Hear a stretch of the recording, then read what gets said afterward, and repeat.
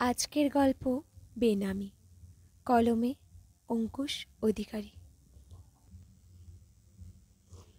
অঞ্জন যখন ট্রেন থেকে নামল তখন স্টেশন প্রায় একদম শান্ত। মানুষজনের আনাগোনা প্রায় বন্ধ হয়ে গেছে। হ্যাঁ, এরকম নিস্তব্ধতাই তো সে এতদিন খুঁজছিল। শেষ ট্রেনের আগের ট্রেনে নেমেছে সে। আজই তো সব কিছু শেষ। শেষ ট্রেন, শেষ রাত্রি, শেষ পূর্ণিমার আলো, আর একরাশ নিজের ও ভাগ্যের প্রতি হতাশা। না, তার যেখানে বা যে স্টেশনে নামার কথা সেখানে সে নামেনি। সে নেমেছে আরও বেশ কয়েকটা স্টেশন আগে। এতদিন সে লড়াই করে এসেছে, এবার তার কাঁধ নুইয়ে পড়েছে। কফিনে শেষ পেরেক পোতার মতন আজ তার চাকরিটাও চলে গেছে। কদিন আগে ছেড়ে চলে গেছে তার বহুদিনের পুরনো প্রেমিকা, যার সাথে তার বিয়ে প্রায় ঠিক হয়ে গেছিল। শুধু চলে যাওয়াই নয়, নিজের অনিচ্ছাকে সঠিক প্রমাণ করার জন্যে সমস্ত দোষ চাপিয়ে গেছে অঞ্জনের ওপর। ছেলেটা কোনোদিন ভাবতেই পারেনি তার ভালোবাসার মানুষটা তাকে এইভাবে ছেড়ে যাবে। এর কয়েকদিন পরেই সে জানতে পারে বিয়ে করে সেই মেয়েটি বিদেশ চলে গেছে, এবং বেশ কয়েকদিন আগে থেকেই নাকি এই বিয়ের কথাবার্তা চলছিল অঞ্জনকে অন্ধকারে রেখেই। অর্থাৎ এক প্রকার প্রায় প্রতারণাই করা হয়েছে তার সাথে। এর সঙ্গে যুক্ত হয় আত্মীয়দের সম্পত্তি, শরিকি নিয়ে দুর্ব্যবহার, কাছের মানুষ ও বন্ধুগুলোর থেকে ধীরে ধীরে দূরে সরে যাওয়া, অফিসের ওপর মহলের ইচ্ছাকৃত চাপ যাতে তাকে সরিয়ে অন্য একজনকে তার জায়গায় বসানো যায়, এবং ছোট বড় মিলিয়ে আরও অনেক সমস্যা। অর্থাৎ সমস্যার ঋণে সে জর্জরিত। এতদিন সে সব কিছুর সাথে লড়াই করলেও আজ চাকরি চলে যাওয়ার পর নিজের শিরস্ত্রাণ বর্ম আত্মসমর্পণ করেছে নিয়তির কাছে। তাই আজ সে ঠিক করেছে শেষ ট্রেনের আগে ট্রেনে এসে ফাঁকা নিরিবিলি স্টেশনে বসে মন ভরে পূর্ণিমার চাঁদ প্রাণ ভরে দেখতে দেখতে এই শেষ ট্রেনে জীবন দিয়ে তার কাহিনীতে জবনিকা টানবে। ফাঁকা স্টেশনে ফাঁকা বসার জায়গায় বসিয়ে হাত দুদিকে ছড়িয়ে সে সিগারেট ধরায় একটা। তার প্রাক্তন তাকে প্রতিজ্ঞা করিয়ে তার সিগারেট ছাড়িয়েছিল। আজ সেও নেই, সেই প্রতিজ্ঞাও নেই, আর কিছুক্ষণ পরে এই জীবনটাও থাকবে না। এই ভেবে সে সিগারেটটা ধরায়। সিগারেটের টান দিয়ে সে চোখ বোঝে। চোখে ভেসে ওঠে অতীতের সুখ স্মৃতিগুলো। নিজের অজান্তেই তার চোখ দিয়ে জল গড়িয়ে পড়ে। নিজের ভাগ্যের কথা ভেবে এক কষ্টের হাসি তার ঠোঁটে ফুটে ওঠে। হঠাৎ করে তার নাকে এক ফোঁটা দুফোঁটা জল পড়ে। চোখ খুলে তাকাতেই ঝমঝম করে বৃষ্টি নেমে আসে। একটু আগে যেখানে চাঁদ দেখা যাচ্ছিল সেখানে হঠাৎ করে বৃষ্টি নেমে আসায় একটু অবাক হয় সে। তারপর সেভাবে বৃষ্টি হোক বা চাঁদ, তার আর কি। ব্যাগ ছাতা সব সে অফিসে রেখে এসেছে। আজ সে কোনো আশ্রয়ের খোঁজে যাবে না। তার আজ ভেজার সময়। চোখ বুজে বৃষ্টিতে ভিজতে ভিজতেই হঠাৎ সে বৃষ্টির স্পর্শ কম অনুভব করতে থাকে। তাকাতে সে দেখতে পায় তার পাশেই এক নারী মূর্তি বসে রয়েছে, তার মাথায় ছাতা ধরে। অন্ধকারে আর বৃষ্টিতে মুখটা বোঝা যাচ্ছে না ঠিক। কিছু বলার আগেই নারী মূর্তি বলে ওঠে, এভাবে অসময়ে ভিজছেন যে? কে আপনি? আর এভাবে ছাতা ধরেই বা আছেন কেন? আপনি ভিজছেন তাই। তাতে আপনার কি? কিছু না, দেখে ভালো লাগলো না, তাই ভাবলাম আপনার হয়তো ছাতা নেই, তাই এলাম। আপনি এত রাতে এখানে কি করছেন? বাড়ি যান। এখানেই তো থাকি। মানে স্টেশনে থাকেন? না, পাশেই। স্টেশন না। আচ্ছা, ঠিক আছে। না, ছাতা আমার লাগবে না। আপনি বাড়ি যাবেন না?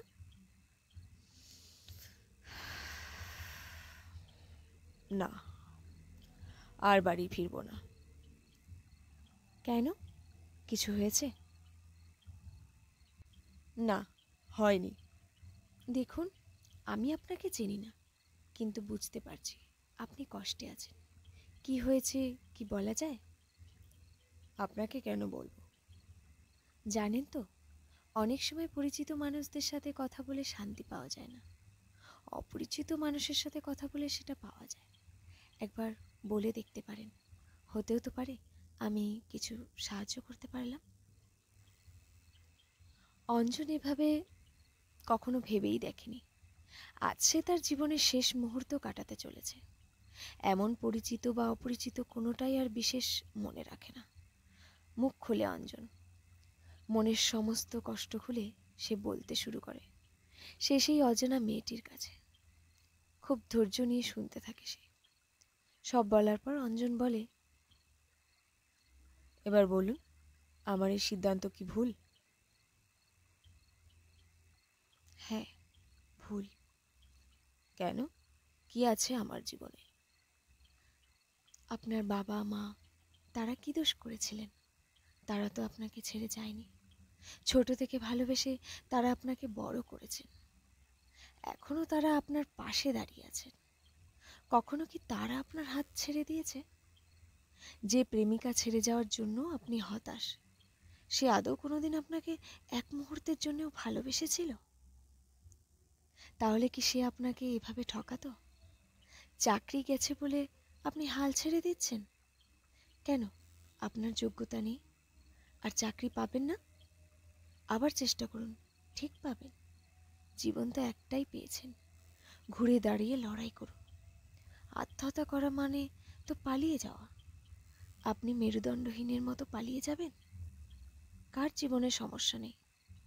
ভাবুন তো, যে ছেলে বা মেয়েটার কেউ নেই, যাদের সাহায্যের কেউ নেই, যারা প্রতিদিন ধাক্কা খেতে খেতে পা বাড়াচ্ছে, তারা কি লড়াই ছাড়ছে? তাদের থেকে কি আপনি ভালো অবস্থায় নেই? ভেবে দেখেছেন আপনার কিছু হলে আপনার মা বাবাকে কে দেখবেন? আত্মহত্যায় কি সব কিছুর উপায়? ভাবুন তো। সত্যি, এভাবে অঞ্জন ভাবেনি কখনো, কেউ ভাবায়ও নি তাকে কখনো। লজ্জায় মাথা হেঁট হয়ে যায় তার। নিজেকে এতটা স্বার্থপর তার কোনোদিনও লাগেনি। মেয়েটি যেন তার আয়না, যে তার আসল লক্ষ্য দেখাচ্ছে। চুপ করে থাকে অঞ্জন। যান, আপনি বাড়ি যান, আর দেরি করবেন না। শেষ ট্রেন আসছে একটু পরেই, উঠে পড়ুন। আপনি কে? এত অনুভূতি কিভাবে আপনার? স্মিত হাসে মেয়েটি। অঞ্জন আবার বলে ওঠে, আপনি এতটা কিভাবে অনুভব করলেন? কি নাম আপনার? যদি এভাবেই সব সময় সারা জীবনের আপনাকে পাশে পেতাম। মেয়েটি এবার দীর্ঘশ্বাস ফেলে উঠে দাঁড়ায়। চলে যাওয়ার জন্য উদ্যত হতেই অঞ্জন বলে ওঠে, আমি কি কিছু ভুল বলে ফেললাম? আমার কি খুব কিছু ভুল হয়ে গেছে? মেয়েটি এবার তার দিকে ঘুরে দাঁড়ায়। মেঘ কেটে আবার চাঁদের আলো উঠে মেয়েটির মুখে এসে পড়েছে। কৃষ্ণবর্ণা এক অপরূপা এতক্ষণ অঞ্জনের সাথে কথা বলছিল, যার মুখ এতক্ষণে বোঝা গেল। দীর্ঘশ্বাস ফেলে সে বলে ওঠে, আমার নাম থাক, আমি বেনামি হয়েই থাকলাম আপনার কাছে। আর এত কিভাবে বুঝলাম? নিজের জীবন দিয়ে। আসলে আমরা অনেক সময় অনেককেই অনেক কথা বলে উঠতে পারি না। চেপে গুমড়ে থাকতে থাকতে একসময় আমরা আত্মহত্যার মতন ভুল সিদ্ধান্ত নিয়ে ফেলি। অনেক কিছু জীবনের ঘটার পর এখানে এই লাইনে আমি নিজের জীবন দিই। আজ থেকে কয়েক বছর আগে অনেক কথা মুখ ফুটে বলতে পারিনি কাউকে। বাবা মাও হয়তো বুঝতে পারেননি, কিন্তু সবাইকে ছেড়ে চলে যাওয়ার পরের দিন আমার নশ্বর কিন্তু ট্রেনের ধাক্কায় ছিন্ন ভিন্ন দেহটাকে জড়িয়ে ধরে যখন বাবা মাকে কাঁদতে দেখেছিলাম, তখন বুঝেছিলাম আমি কি ভুল করেছি। আত্মহত্যা করে বুঝতে পেরেছি নিজেকে মেরে ফেলা মানে নিজের থেকে পালানো। জীবন দিয়ে বুঝতে পেরেছি জীবনের মূল্য। আপনার সাথে সারা জীবন কাটাতে পারলে তো ভালোই হতো মশাই, কিন্তু কী করব বলুন, অশরীরীর সাথে তো জীবন তো মানুষের ভালোবাসা হয় না। আপনি ভালো থাকুন, আর কখনো এরকম ভাববেন না। নিজের উপলব্ধির পর আমি এখানেই রয়ে গেছি, যাতে কিছু ভালো মানুষকে মৃত্যুমুখ থেকে ফেরাতে পারি।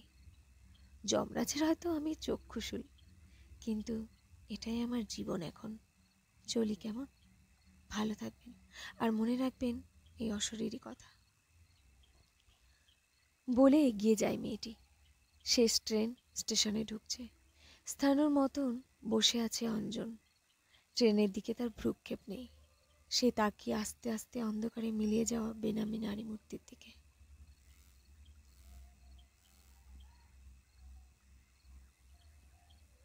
বন্ধুরা, আজকের গল্পটি যদি তোমাদের ভালো লেগে থাকে, চ্যানেলটিকে সাবস্ক্রাইব করে দিও, আর লাইক ও কমেন্ট করে দিও। নমস্কার, সবাই ভালো থেকো।